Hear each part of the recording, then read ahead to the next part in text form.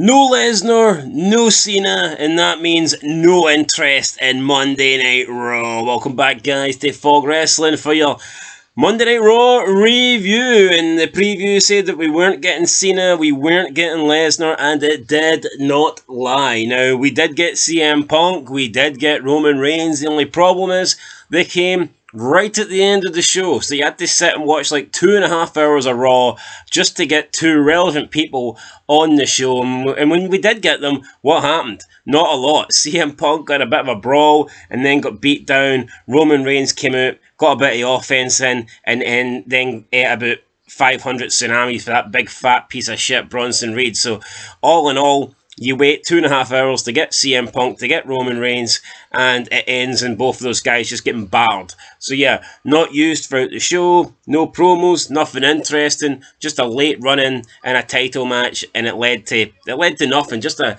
generic beatdown with Seth Rollins and his group standing tall. So yeah, not a lot to like about this Monday Night Raw, but we are going to run through it with the review. So Raw starts, we get a SummerSlam highlights package, and then Cole gets cut off not once but twice during the intro of the show.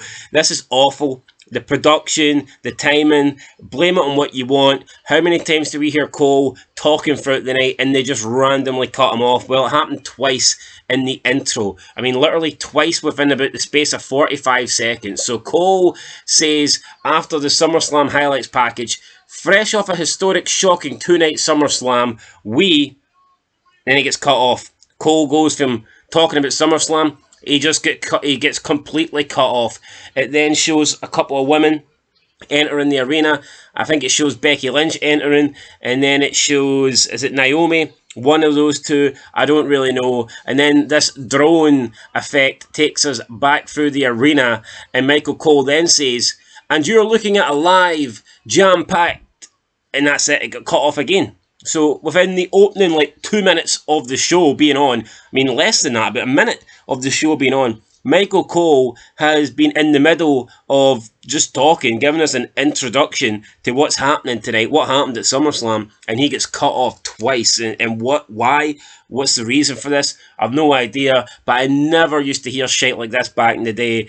Honestly, it sounds, you would think that McMahon was in his ear and he's absolutely shat himself, but people talk what they want about McMahon. When did you ever hear the commentators just literally abruptly end their sentence and not even bring their point back up? I mean, Cole is literally just stopping the middle of his thoughts or whatever, and he's not even bringing them back up. It's crazy. I actually cannot believe how bad this is, and it happens every single week, but it's more noticeable when it happens at the intro, and it happened here twice, so it is what it is. Right, Paul Heyman comes out, he talks a lot about, reigning, defending, undisputed champion, Seth Rollins. Rollins takes the mic, says a lot of nothing really, says there's only two people he told, his wife and the Oracle, Paul Heyman. Then LA Knight comes out, and he he cuts a promo basically saying, look, you did what you did, you feigned an injury to get out of wrestling me, and then he basically challenges Rollins for a shot at the title, but he says there is no better place than here, and there's no better time than now. But unfortunately, what he said was, there's no better place than now, and he had to recorrect himself. He went, sorry, there's no better place than here, and there's no better time than now. That sounded so shit. If you've made a mistake, then just own it, just commit to it, just try and see it through. When he should have just finished it. When he said there's no better place than now, he should have just ended it. I know that's not what he wanted to say, but just end it. Saying there is no better place than now, that doesn't sound too bad. But what he said was, there is no better place than now. Sorry, there is no better place than here, and there's no better time than now. The fact that he addressed and said sorry, and he addressed that he actually made a mistake in his promo, it's like, why would you even do that? Just move on and hope that nobody catches it. Rookie mistake here for LA Knight. I thought this was shit. Seth Rollins says you're not getting a title shot. Then Adam Pearce comes out and he disagrees. He says normally he wouldn't do a title match on Raw, but normally wrestlers wouldn't lie about being injured. So tonight we're getting a title match and the Brawns are banned from ringside.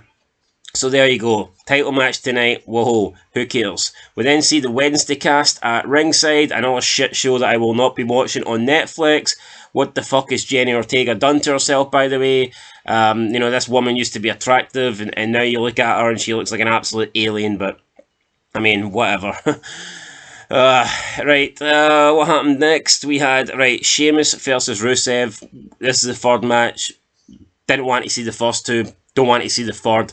This is supposed to be the one that settles it. This is the tiebreaker, but not really, because it ends in a countout. So we're going to get this again. And I'm not going to cover it anymore, but these two did brawl throughout the night, multiple times throughout the night. These guys were seen brawling backstage. Listen, we've already seen this match 3 times. Tonight's one ended in a count out. That means we're going to get to see it again, and they're doing like multiple segments of these fuckers brawling. Why can't we get multiple segments of the top guys? Why can't we get Roman Reigns multiple times throughout the night? Why can't we get CM Punk multiple times throughout the night? Why can't you show us Brock Lesnar on SmackDown or John Cena on SmackDown multiple times? But no, the top guys, one and done. You have to wait like 2.5 hours to see them. You get to see them for like 10 seconds, and that's it, done. Jobbers like these two, they take up about half an hour of the show. Fucking unbelievable. This formula doesn't work. Back in the day, it was the correct way. The top guys got all the screen time. The top guys had 1, 2, 3, 4 segments a night, and the jobbers were lucky if they got a segment. Now it's the opposite. Now it's the top guys get 1 segment, and the jobbers get fucking 4, 5, 6, 7, 8 segments. It's backwards. It really is backwards. The New Day are still mourning. Penta's wanting a match with Grayson Waller. Xavier Woods is looking like an absolute fucking mongoloid with some hat on his head. Honestly, what is the point? Penta beats Grayson Waller. I do not care. New Day, they absolutely suck. Their heel turn had potential. The way they just turned their back on Big E, that got them heat, talking about his broken neck, how he let them down. I thought something good was going to come out of this, and what came out of it? A terrible tag team title reign where they didn't even defend the belts. They weren't even on the show. They were pretty much just being relegated to advertisements and just breaks and shit like that. So, yeah, awful. Then we see Charlotte Flair and Alexa walk backstage. Yep, Sheamus and Rusev get into a brawl. We're not going to talk about it. We get a recap of SummerSlam. We then, we then get an advert. And when the advert comes on, Naomi comes out to cut her promo. So Naomi cuts her promo. And then when the advert ends, Naomi says, Stephanie Velcro. And then it just ends. They cut her spot. So, I mean, we got to see about, I'm not even joking, we got to see about 1.5 seconds of this promo. The promo, as soon as an advert came on, it started. And then when the advert ended, it just ended with Naomi saying, Stephanie Velcro. And that was it. And then it cut to like a SummerSlam highlights package. I mean, what the fuck is going on here? Naomi, the champion, cuts an entire promo except for 2 words. The 2 words were caught when Raw came back for the advert, but before that, the entire promo during the advertising break. And they hyped Naomi up. At the start of the show, when she was walking into the arena, she was one of the people that Michael Cole hyped up, and her promo, happens during the break. Fucking awful. Then Charlotte and Alexa come out. These two just don't have any chemistry. Really awkward. Charlotte keeps saying, you're a pain in my A word. She says to Alexa, you're a pain in my A word. Then she said to Raquel, we're going to beat your A word. I mean, what the hell is it with this A word? Can we not even say ass? I mean, how bad and lame and cheap is this product? Seriously. We've got Charlotte saying the A word multiple times because she's not capable of saying ass. Honestly, butt would be better. I genuinely believe butt would be better. B-U-T-T. Just say fucking butt. Or no, I would say Roxanne Perez, I'm going to whoop your fine, juicy, big ass. That's what I would say. Just come out and say it. But we get the tag team match. Roxanne Perez looks good. I mean, let's be honest, man. That's what women's wrestling comes down to. If you find them attractive, you probably like them. If you don't, then you don't. No one's going to mark it over Shayna Baszler or Piper Niven unless you're fucking weird. But let's be honest, that's what it is. All the women that I like in WWE are attractive. All the women I like, I'm interested in. I find them to be hot, and it's no different for wrestling back in the day. I liked Trish, I liked Lita, I liked Stacy Keibler. I mean, but all the women were back. All the women back in the day were pretty hot. Victoria, she had a fucking crazy side to her. You got Gail Kim, she was your Asian representative. I mean, yeah, all the women back then were hot. Even Molly Holly, Molly Holly was stunning when she had like the blonde hair, the big ass. I mean, all the women back then were hot. So yeah, but it is what it is. Roxanne Perez, big fan. Shucky ducky quack quack. But anyway, she loses the match. Hardly surprising. So after that, what do we get? Also, the match wasn't great. The match is way too long as well. Just so unnecessary. Women's tag team match doesn't need to last about 15, 20 minutes. But this one did. Also, before the match got made, the Judgment Day wanted the tag team title shots. Adam Pearce came out and says, normally a title rematch takes some time to put together. But on tonight, why not? What is he on about? Why does it take some time to put together? No, why no? Why? Because we never get title matches, okay? Because we've been starved of title matches. We've been starved of big matches on Raw and SmackDown. Why is Adam Pearce pretending that rematches take some time to put together? No, it's not. It's as simple as the authority figure coming out, making the match, boom, that's it. It's always been that way. There's not some complicated process where it's difficult to put the match together. Right? Just because WWE have got lazy over the years and they give us absolutely shit now, they give us nothing, that doesn't mean it's a complicated process. It doesn't take long to put a rematch together. If Adam Pearce wants to make 10 title rematches tonight, he can do it. He can just come out and he can say, tonight, rematch title on the line, that's official, ring the bell. There you go, simple. Doesn't take time, don't need to file contracts, don't need to get approval, don't need visas, don't need any shit like that. I've just done it. So Adam Pearce, again, talking shite. We then get Dominic Mysterio. He defeats some jobber in a mask. We then get a backstage promo from Sami Zayn. He says that he's not the kind of guy. I don't even know what he said, but we've seen Rusev and Sheamus brawling again. There was no carrying cross, so yeah, Sami Zayn says that he's not the kind of guy that needs to prove anything or some shit like that, and he talked about the lead pipe. Honestly, who cares? Then we got Becky Lynch and Nikki Bella. They had a wee segment. Becky came out, was interrupted by Nikki.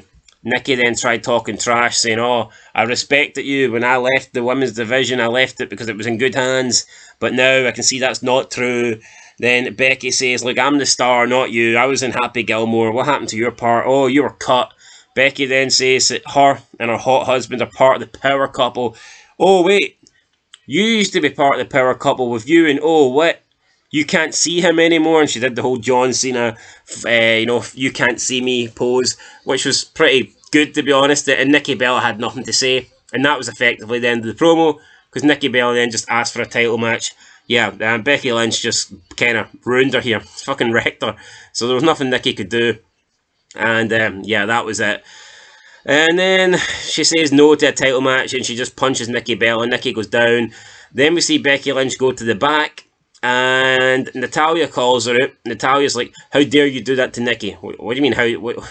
She punched her. It was hardly the end of the world, okay? It was hardly the biggest fucking crime. She chinned her. Unless she was talking about the whole John Cena thing, but I mean, it's part of wrestling. Why is Natalya acting like a little scared bitch here?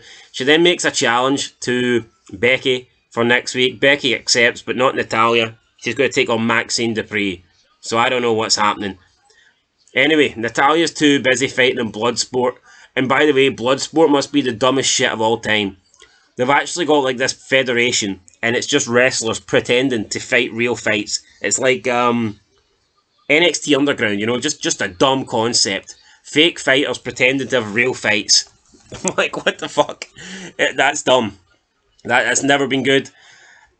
At least back in the day when they didn't like the Lions Den, it actually looked pretty cool. And you had legitimate tough guys in that Lions cage.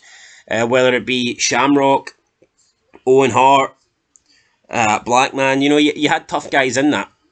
Now you've just got fucking jobbers pretending to fight. You know, it's like, what the fuck's going on? Michael Cole tells us that Gunther's going to be out of action indefinitely. We got a Judgment Day promo with Balor and JD McDonough happen during an advert, so nobody sees it. And then it's time for the main event: Seth Rollins and Paul Heyman taking on not both of them, but Paul Heyman's with Seth Rollins, and they take on LA Knight. Yeah. Match was alright. It ends with CM Punk jumping Rollins from behind. They're getting a bit of a brawl. Because this causes a DQ, that means the match is now over. And the Bronsons, who were barred from ringside, they're allowed to come out. Breakker then hits a spear on Punk. They're beating up Punk. They're beating up LA Knight.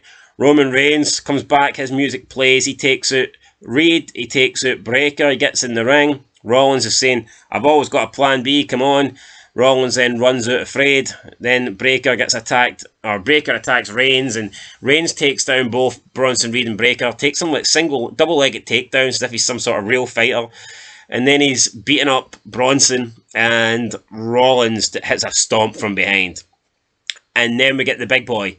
Big fatty Bronson Reed hits about 10 tsunamis, because apparently tsunamis destroy islands. I mean, I guess so. And then he steals his shoe, because he's a tribal thief and he's the Shulavala. I mean, I'm sure someone got a cheap pop out of that, but honestly, long term, where the fuck's that going? A guy that steals shoes and is basically just ripping off all the bloodline stuff. The tribal thief. The Shulavala. I mean, it's just a guy that's taking terms from the original bloodline and he's stealing them and just trying to add his own little twist to it. I mean, it's a big fat guy with 2 shoes wrapped around his head. It's not good, okay? It's fucking shit. And the show ends with Seth Rollins with both hands up in the air, showing off his belts. You got Paul Heyman there, you got Braun Breaker there, you got Bronson Reed there, and LA Knight, CM Punk, and Roman Reigns are laid out. I mean, what should happen is, next week, we should get a 6-man tag. We won't, we definitely won't, we 100% won't, but back in the day, that's what would happen. The way this show ended tonight, next week we would get a 6-man tag, 100%. That's how it would go. But today we get nothing.